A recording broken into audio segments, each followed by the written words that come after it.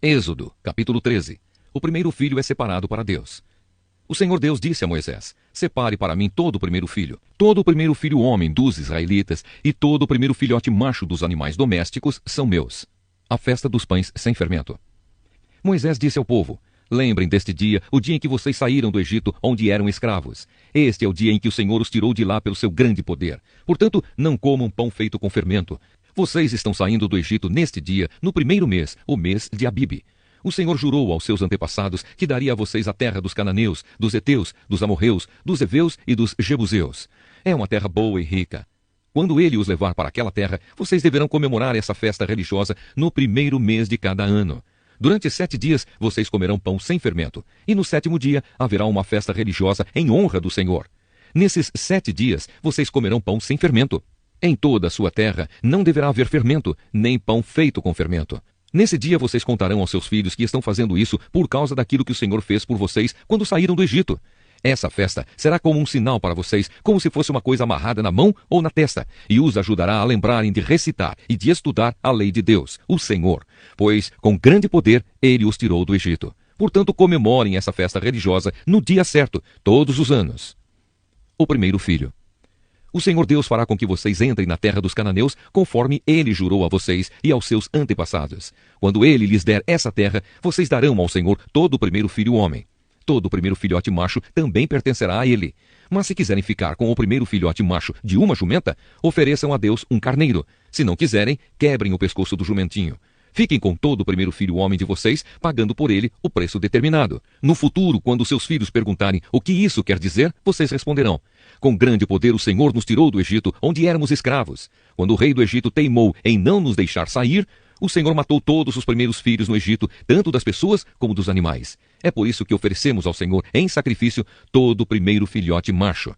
Mas pagamos o preço determinado para ficar com os nossos primeiros filhos. Isso será como uma lembrança, como alguma coisa amarrada nas mãos ou na testa, e nos fará lembrar que com o seu grande poder o Senhor nos tirou do Egito. A coluna de nuvem e a coluna de fogo.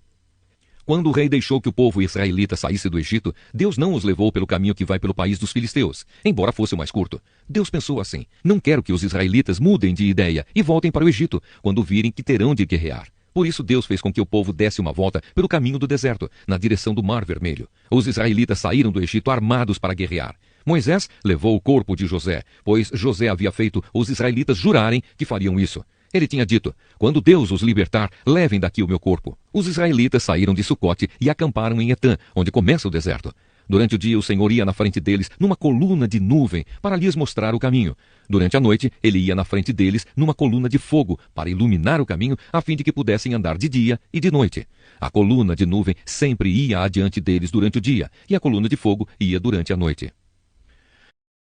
O Evangelho de Lucas, capítulo 16. A parábola do administrador desonesto. Jesus disse aos seus discípulos: havia um homem rico que tinha um administrador que cuidava dos seus bens. Foram dizer a esse homem que o administrador estava desperdiçando o dinheiro dele. Por isso ele o chamou e disse: eu andei ouvindo umas coisas a respeito de você. Agora preste contas da sua administração, porque você não pode mais continuar como meu administrador. Aí o administrador pensou: o patrão está me despedindo. E agora o que é que eu vou fazer? Não tenho forças para cavar a terra e tenho vergonha de pedir esmola. Ah, já sei o que vou fazer. Assim, quando for mandado embora, terei amigos que me receberão nas suas casas. Então, ele chamou todos os devedores do patrão e perguntou para o primeiro: quanto é que você está devendo para o meu patrão? 100 barris de azeite, respondeu ele. O administrador disse: aqui está a sua conta. Sente-se e escreva 50. Para o outro, ele perguntou: e você, quanto está devendo? 1000 medidas de trigo, respondeu ele. Escreva 800, mandou o administrador. E o patrão desse administrador desonesto o elogiou pela sua esperteza. E Jesus continuou: as pessoas deste mundo são muito mais espertas nos seus negócios do que as pessoas que pertencem à luz. Por isso eu digo a vocês: usem as riquezas deste mundo para conseguir amigos, a fim de que, quando as riquezas faltarem, eles recebam vocês no lar eterno. Quem é fiel nas coisas pequenas, também será nas grandes. E quem é desonesto nas coisas pequenas, também será nas grandes. Pois se vocês não forem honestos com as riquezas deste mundo, quem vai pôr vocês para tomar conta das riquezas verdadeiras? E se não forem honestos com o que é dos outros, quem lhes dará o que é de vocês? Um escravo não pode servir a 2 donos ao mesmo tempo, pois vai rejeitar um e preferir o outro, ou será fiel a um e desprezará o outro. Vocês não podem servir a Deus e também servir ao dinheiro. Algumas afirmações de Jesus.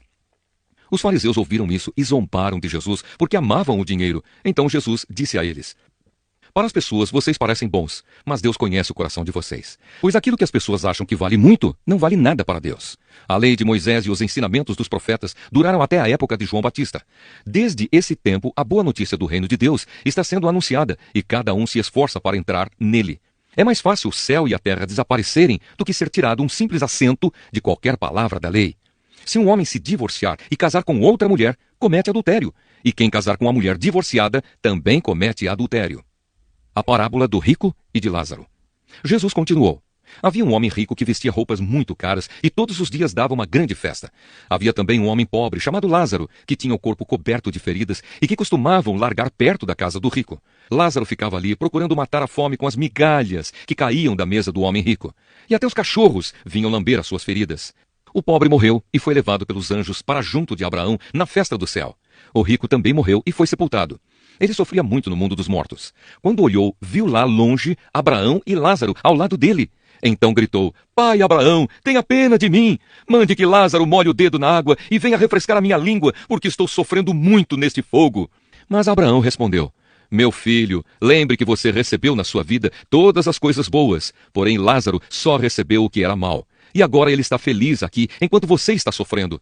Além disso, há um grande abismo entre nós, de modo que os que querem atravessar daqui até vocês não podem, como também os daí não podem passar para cá. O rico disse: Nesse caso, pai Abraão, peço que mande Lázaro até a casa do meu pai, porque eu tenho 5 irmãos. Deixe que ele vá e os avise, para que assim não venham para este lugar de sofrimento. Mas Abraão respondeu: Os seus irmãos têm a lei de Moisés e os livros dos profetas para os avisar, que eles os escutem. Só isso não basta, pai Abraão, respondeu o rico. Porém, se alguém ressuscitar e for falar com eles, aí eles se arrependerão dos seus pecados. Mas Abraão respondeu: Se eles não escutarem Moisés nem os profetas, não crerão, mesmo que alguém ressuscite. Jó, capítulo 31. Que Deus me pese numa balança justa. Eu jurei que os meus olhos nunca haveriam de cobiçar uma virgem. Se eu tivesse quebrado o juramento, que recompensa Deus me daria, e como é que lá dos céus o Todo-Poderoso me abençoaria? Pois Deus manda a infelicidade e a desgraça para aqueles que só fazem o mal. Deus sabe tudo o que eu faço. Ele vê cada passo que dou. Juro que não tenho sido falso e que nunca procurei enganar os outros. Que Deus me pese numa balança justa e ele ficará convencido de que sou inocente. Nunca cobicei nem adulterei.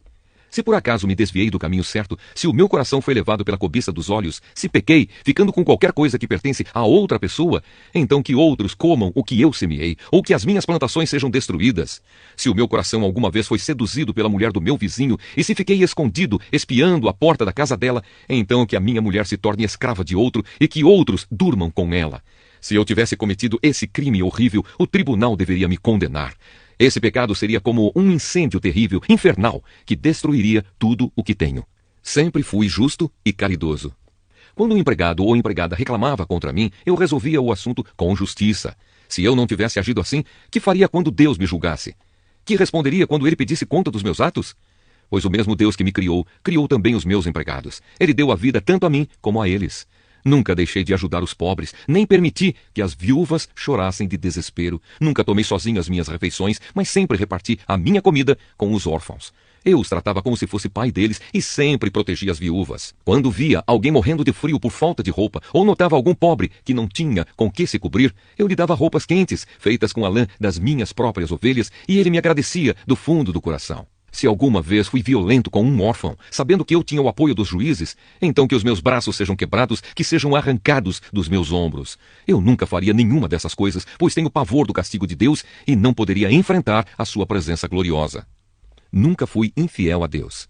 Jamais confiei no ouro. Ele nunca foi a base da minha segurança. Nunca me orgulhei de ter muitas riquezas, nem de ganhar muito dinheiro. Tenho visto o sol brilhar e a lua caminhar em toda a sua beleza, porém nunca os adorei, nem em segredo, e não lhes atirei beijos com a mão. Se tivesse cometido esse terrível pecado, eu teria sido infiel a Deus, que está lá em cima, e o tribunal deveria me condenar. Nunca fui vingativo, nem sovina, nem hipócrita. Jamais me alegrei com o sofrimento dos meus inimigos, nem fiquei contente se lhes acontecia alguma desgraça, e nunca fiz uma oração pedindo a Deus que matasse algum deles. Os empregados que trabalham para mim sabem que os meus convidados comem à vontade do bom e do melhor. Nunca deixei um estrangeiro dormir na rua. Os viajantes sempre se hospedaram na minha casa. Jamais procurei encobrir as minhas faltas, como fazem algumas pessoas, nem escondi no coração os meus pecados. Nunca tive medo daquilo que os outros poderiam dizer. Não fiquei dentro de casa calado, com receio de que zombassem de mim. Aqui termino a minha defesa. Como gostaria que alguém me ouvisse. Aqui eu termino e assino a minha defesa. Que o Todo-Poderoso me responda. Que o meu adversário escreva a acusação e, com orgulho, eu a carregarei no ombro e a porei na cabeça como se fosse uma coroa. Darei conta a Deus de todos os meus atos e, na presença dele, ficarei de cabeça erguida. As minhas terras nunca choraram, nem gritaram ao céu contra mim. Pois se comi os seus frutos, sempre paguei os trabalhadores como devia e jamais deixei que morressem de fome. Se não estou dizendo a verdade, então que nas minhas terras cresçam espinhos em vez de trigo e mato em vez de cevada. Aqui terminam as palavras de Jó. Segunda carta aos Coríntios, capítulo 1. Saudação. Eu, Paulo, apóstolo de Cristo Jesus, pela vontade de Deus, escrevo junto com o nosso irmão Timóteo esta carta à igreja de Deus que está na cidade de Corinto, e também a todo o povo de Deus espalhado por toda a província da Acaia. Que a graça e a paz de Deus, o nosso Pai, e do Senhor Jesus Cristo estejam com vocês. A ajuda de Deus nos sofrimentos. Louvado seja o Deus e Pai do nosso Senhor Jesus Cristo, o Pai bondoso, o Deus de quem todos recebem ajuda. Ele nos auxilia em todas as nossas aflições para podermos ajudar os que têm as mesmas aflições que nós temos. E nós damos aos outros a mesma ajuda que recebemos de Deus. Porque assim como tomamos parte nos muitos sofrimentos de Cristo, assim também, por meio dele, participamos da sua grande ajuda. Se sofremos, é para que vocês recebam ajuda e salvação. Se somos ajudados, então vocês também são e recebem forças para suportar com paciência os mesmos sofrimentos que nós suportamos. Desse modo, a esperança que temos em vocês está firme, pois sabemos que, assim como vocês tomam parte nos nossos sofrimentos, assim também recebem a ajuda que Deus dá. Irmãos, queremos que saibam das aflições pelas quais passamos na província da Ásia. Os sofrimentos que suportamos foram tão grandes e tão duros que já não tínhamos mais esperança de escapar de lá com vida. Nós nos sentíamos como condenados à morte. Mas isso aconteceu para que aprendêssemos a confiar não em nós mesmos, e sim em Deus, que ressuscita os mortos. Ele nos salvou e continuará a nos salvar desses terríveis perigos de morte. Sim, nós temos posto nele a nossa esperança, na certeza de que ele continuará a nos salvar enquanto vocês nos ajudam orando por nós. Assim Deus responderá às muitas orações feitas em nosso favor e nos abençoará, e muitos lhe agradecerão as bênçãos que ele nos dará. Paulo muda os seus planos. É disto que temos orgulho. A nossa consciência nos afirma que a nossa maneira de viver no mundo, e especialmente em relação a vocês, tem sido dirigida pela fraqueza e sinceridade que Deus nos dá e também pelo poder da sua graça, e não pela sabedoria humana. Pois escrevemos a vocês somente o que vocês podem ler e entender. Agora vocês nos entendem só em parte, mas espero que cheguem a nos compreender completamente para que no dia do nosso Senhor Jesus vocês tenham orgulho de nós, como nós temos de vocês. Eu estava tão certo de tudo isso que no início fiz planos para ir visitar vocês, a fim de que vocês pudessem ser abençoados mais uma vez. De fato, eu estava pensando em visitá-los na minha ida para a província da Macedônia e também na volta, a fim de conseguir ajuda para a minha viagem à Judéia. Será que fui irresponsável quando resolvi fazer isso? Será que, ao fazer os meus planos, penso somente nos meus próprios interesses e por isso digo sim, sim e não, não ao mesmo tempo? Em nome de Deus, que é verdadeiro, o que prometi a vocês não foi um sim e um não ao mesmo tempo. Pois Jesus Cristo, o Filho de Deus, que foi anunciado entre vocês por Silas, por Timóteo e por mim mesmo, não é sim e não ao mesmo tempo. Pelo contrário, ele é o sim de Deus, porque é o sim de todas as promessas de Deus. Por isso dizemos amém, por meio de Jesus Cristo, para a glória de Deus. Pois é o próprio Deus que nos dá, a nós e a vocês, a certeza de que estamos unidos com Cristo. E foi Deus quem nos separou para si mesmo. Como dono, ele pôs a sua marca em nós e colocou no nosso coração o Espírito Santo, que é a garantia das coisas que ele guarda para nós. Eu chamo Deus como minha testemunha. Ele conhece o meu coração. A fim de evitar aborrecimentos para vocês, resolvi não ir até Corinto. Não estamos querendo mandar na sua fé, pois vocês estão firmes na fé. Pelo contrário, queremos trabalhar com vocês para que vocês sejam mais felizes ainda.